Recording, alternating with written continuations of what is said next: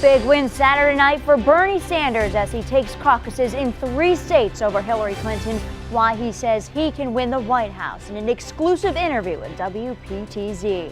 Plus, unrest in Brussels. Police today firing water cannons on protesters just steps away from memorial tributes. Wptz News Channel 5 at 11 starts now.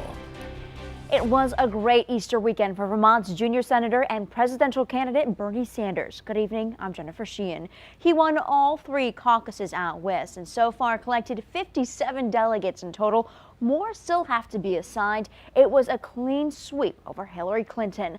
Today, the senator made the rounds on morning talk shows and also sat down in Burlington for a one-on-one interview with Wptz's Stephanie Gorin. Here's Stephanie's report and an interview you'll only see on Wptz News Channel 5.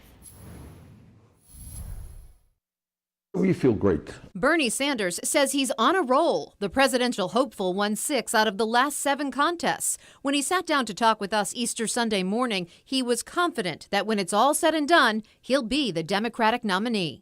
Yeah, of course we can win. But rival Hillary Clinton is still out in front by hundreds of delegates. Sanders says he can close that gap, and he won't bow out, even if Clinton reaches the magic number of 2,382 delegates to win the nomination. Vermont's junior senator says the hundreds of superdelegates who promised to vote for Clinton can change their mind at the national convention. The superdelegates who have committed to Secretary Clinton are going to have to make a decision.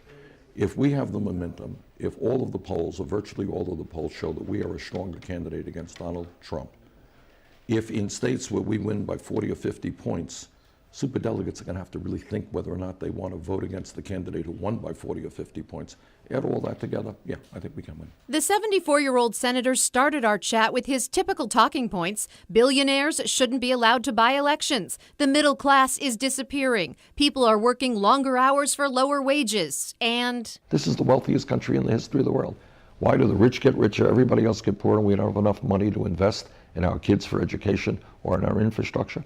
Those ideas, those themes resonate throughout this country. Yes, you've heard that before, but perhaps you haven't heard this. His response when we asked about the effort to legalize marijuana in Vermont. I'm not big into marijuana. I've smoked it twice in my life when I was very young, and the result for me was I did a lot of coughing. He doesn't like getting high, but he does like the idea of making recreational marijuana legal. As a candidate for president, what I have said is that it is absurd that marijuana be listed as a Schedule I drug under the Federal Controlled Substance Act, right alongside of heroin.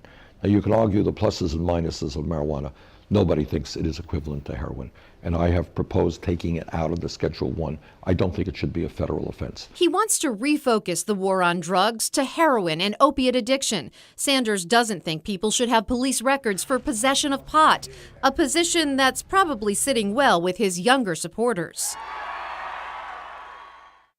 There's no doubt people are feeling the burn, responding to his call for a revolution to get rid of establishment politics and take on Wall Street. He's been on the go for 10 months, since this day on Burlington's waterfront last May. The next president of the United States, Senator Bernie Sanders! But even he admits on that sun-splashed day when he announced his candidacy, he wasn't sure what to expect. Did you think you would get this far? Yes and no. Sanders believed his message would get through, though he didn't know little birdies would like it too. Like this one that landed on his podium in Portland. Did you know that we trained that bird?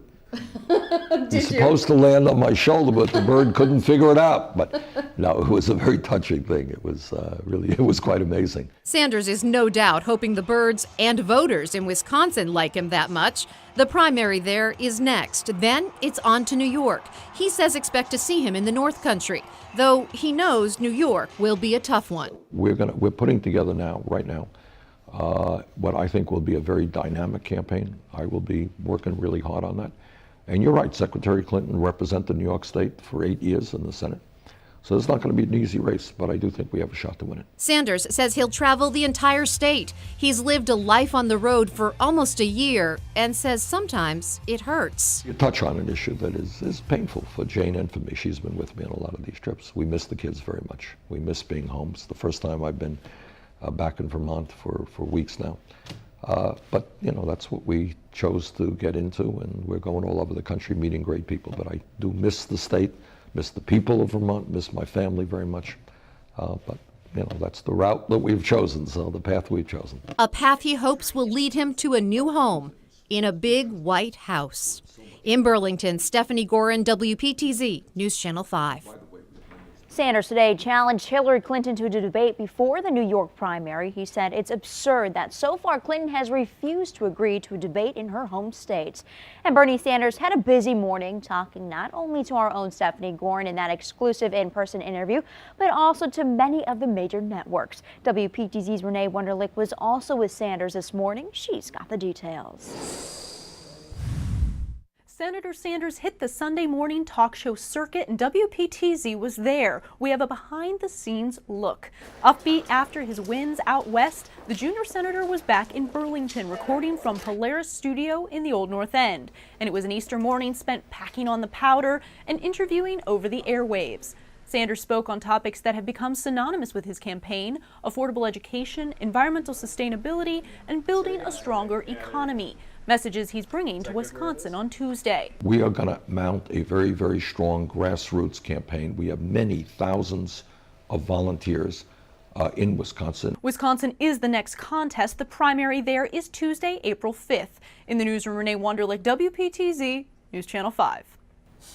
On the Republican side, Donald Trump continues to deny his campaign had anything to do with the National Enquirer story alleging Ted Cruz had extramarital affairs. Trump also says Cruz started this whole feud. Meanwhile, John Kasich says Republican voters should forget those two and jump aboard his campaign. This Tuesday, the Republican candidates will join up in Milwaukee for a town hall meeting. It's been an absolutely beautiful Easter Sunday today. Gib, what can we expect tomorrow? I hear some rain, unfortunately. Yeah, Jennifer, not so nice tomorrow, but again, rainy days and Mondays. You know, it's going to be one of those transitions that we see tonight, and we take a look at those temperatures. Look at the numbers, pretty wild swings. Highgate at 50, Burlington at 52 degrees, only 35 degrees in Messina, temperature only 29 in Whitefield over in New Hampshire, 49 degrees Middlebury, 36 Lebanon, but 45 in Rutland. You get the picture. Temperatures are all over the place. It all has to do with the wind. Winds right now in the Champlain Valley out of the south, and they kind of keep holding those temperatures up. Where we have calm winds, temperatures have fallen under those clear skies. Storm tracker's not showing much right now, but as we widen the shot, we've got some issues here. We've got a couple of storm systems, one right in here, this circled area, a lot of rainfall there, and we got another one right there. This storm system is going to be moving up to the north. This one is going to be grazing us to the south.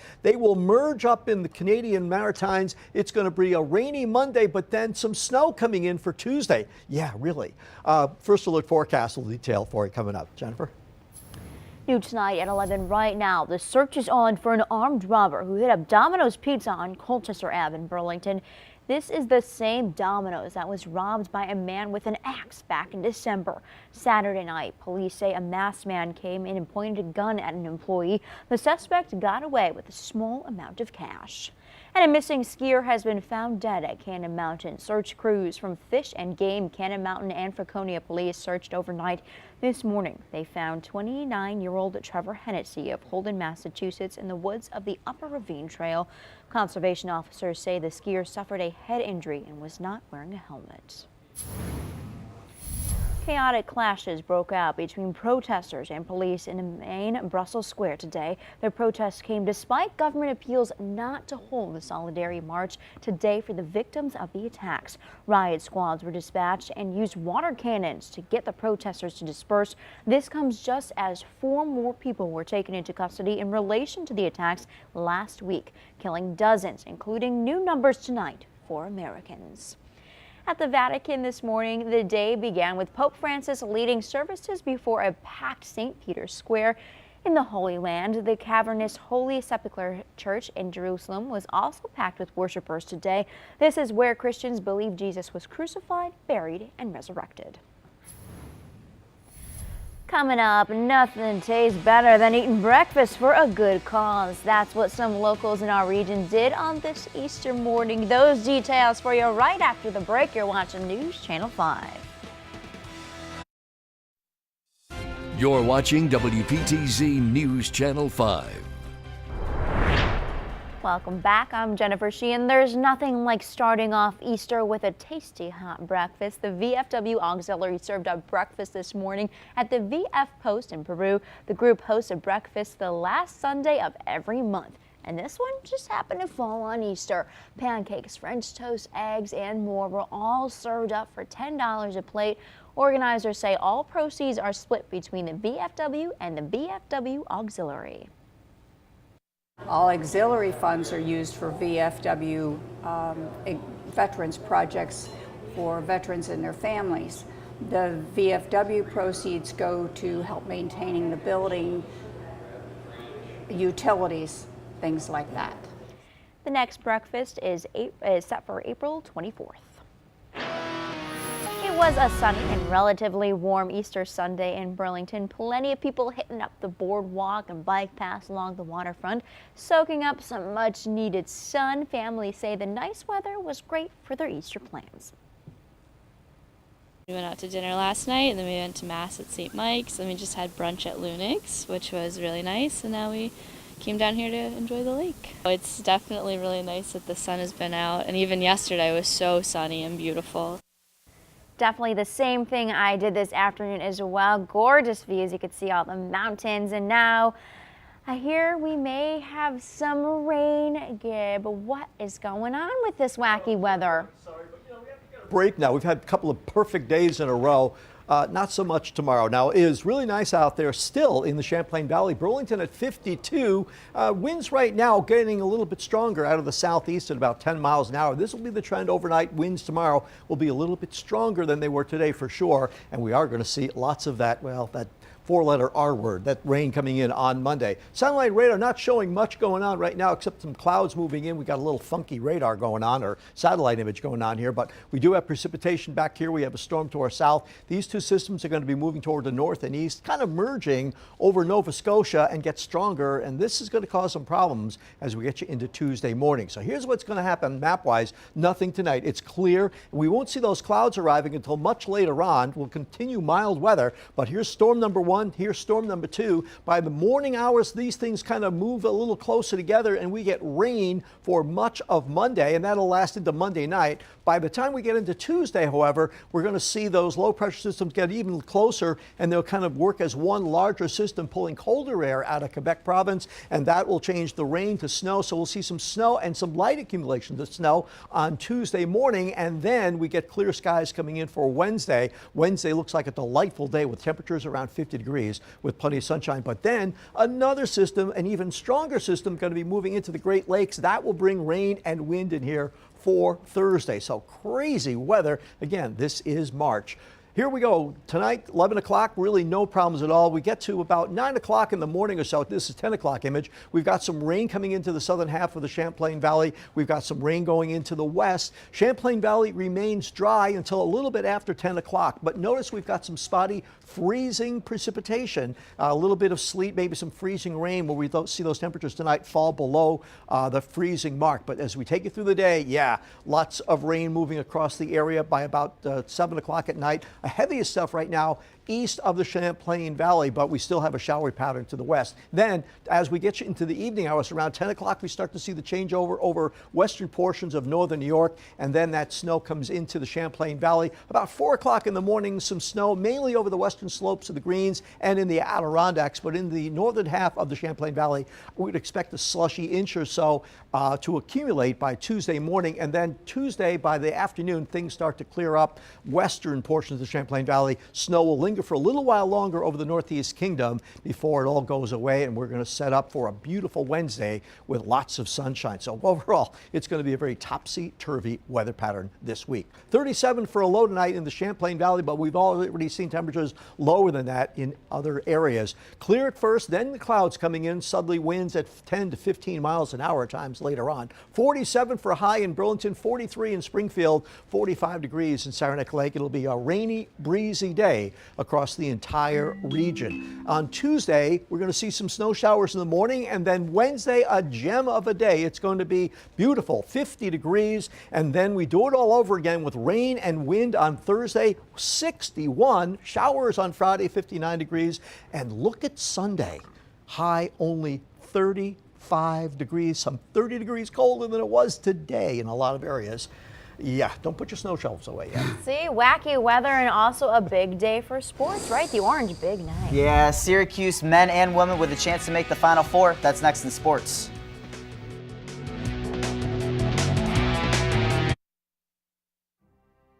Good evening, I'm John Schnurr. Welcome to Sunday, March 27th Take 5 drawing being observed by KPMG. Tonight's winning Take 5 numbers are 10, 16,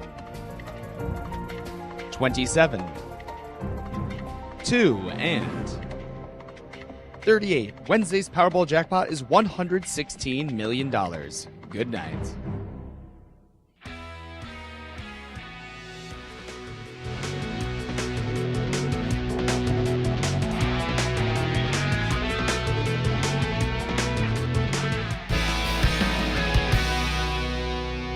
In ESPN's online bracket challenge, 116,572 people picked Syracuse to be in the Final Four. That seems like a lot until you realize that's less than 1% of the 13 million plus brackets filled out total. The Orange made it to the Elite Eight, but they'd have to take down 1 seed Virginia to advance. Many thought Cuse wasn't even supposed to make the tournament this year. They fought through adversity with Jim Boeheim's 9-game suspension. First half, it's the Orange who jump out of the gate. Syracuse with the steal in transition. Benajay lays it in. Orange up 6 early. But the Cavaliers got hot. From deep specifically, London Parantis. 5th triple of the half. That's good for 15 points if my math is correct. Cuse trailed by 14 at the half. Keep that in mind. Cuse trailed by 15 because it truly was a tale of 2 halves. Malachi Richardson, he's just a freshman, nails the triple. Cuse uses a 25-4 run, and then it's Richardson again with the onions. That 3 puts Cuse up 4, and they'd stay up for good. What a time to be in Orange. Syracuse takes down a 7, 15, 11, and 1 seed to reach the Final Four. We called for a weird tournament at the beginning. Well, there's your weird. Syracuse women also with a chance to advance to the Final Four, the program's first regional final. Meanwhile, Tennessee's 28th. Lady Vols jump out in front. That's Diamond DeShields grabbing the loose ball. Tennessee up a half dozen. But it was Syracuse's day. They lead by 10. Alexis Peterson splits the defense, lays it in. She had 29 on the day. And then check out my girl, Brianna Butler. This game was played in South Dakota, but she hits this one from Mount Rushmore in North Dakota. The Syracuse women advance to the Final Four as well. 89-67 the final in this one. Let's head to the Diamond now. A pair of area teams in action today. Castleton visited Thomas in Maine, took 2 of 3 games from them. Meanwhile, Middlebury collected a season-high 16 hits, but it wasn't quite enough against Carthage. The Panthers take on Westminster for a pair of games Monday, while the Spartans are off until Tuesday. They take on Wisconsin Whitewater. That's down in sunny Orlando, Florida. You know what we haven't done yet? Showed MLB baseball highlights since the new year. Red Sox taking on the Phillies in sunny Florida. Like I said, 1 week away from meaningful baseball. It's Dustin Pedroia who gets us started. Doubles down the left field line. Sox tie the game at 1. In the bottom of the 4th, Jackie Bradley Jr. digs the long ball. 2-run jack to right center field. Boston up 4-1. And in the next inning, Xander Bogaerts was in the dugout. He was taking notes. This ball cranked to left field. Going. That one's gone. Sox go up 5-1. That's the final. Can't do the Red Sox without the Yanks. Nathan Eovaldi on the mound against the Minnesota Twins. Eovaldi was 14-3 last year. He's not very good here. Danny Santana doubles to left center. That is going to play to run. Twins, go up 1-0. Bottom 4th, the Yankees. Empire strikes back. Specifically, Brett Gardner gets all of this one and more. Yankees tie the game up at 1. And in the top of the 6th, Twins, however, go ahead for good. It's that man again. Danny Santana doubles down the right field line. That's going to do it. The Yanks drop this one to Minnesota. 5-2, the final score. And that'll do it for sports. I'm Jack Cordy.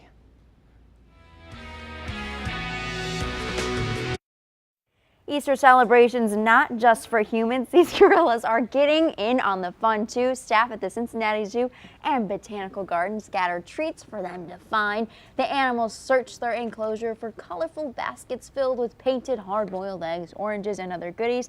The hunt was part of the zoo's annual Easter celebration held on Saturday. Talk about going ape over Easter, huh? Wow. Ape over Easter. I like that one. Yeah, it's bananas. That's all I'll tell you. You gotta go bananas. Your birthday's coming up. Yeah, it's Wednesday. I know. My Jordan year. I don't even want to know. There you I go. don't want to know the number. It's my Jordan 23, year, little I'm telling youngin'. people. Let's take a quick look at I this think I weather. can triple that probably. Not quite, Gib. Pretty Not close. quite. Pretty close. Hey, listen, we've got some weather to deal with tomorrow. We're going to start off quiet in the Champlain Valley. Some rain coming in over the southern half of the region and the western half of the region by early morning. And then we're going to start to see rain in the Champlain Valley after about 9 o'clock in the morning. It remains with us all day long. So as we take these two storm systems, you can see they're individual right now, but they're going to kind of merge over Nova Scotia. And that, when it happens, is going to allow colder air to drain around the backside of this system. We are going to see that rain change over to snow somewhere around 2 or 3 o'clock in the morning in the Champlain Valley. And that snow will continue for a while into the mid-morning hours on Tuesday. Now, we're not looking for a lot of moisture to come out of this system at the back end, but we could see a slushy inch or two in the Champlain Valley. The mountains should do very well with this system, as the temperatures there will be cold enough to support about several inches of snow. So we take it through tomorrow, cloudy in the morning, then rain starting about well before noon, and then the rest of the week topsy-turvy. We've got a beautiful day coming up on Wednesday and another stormy one Thursday, and then much colder next weekend. There you go, It's a everybody. mouthful. Yeah, have a wonderful evening. We'll see you next weekend.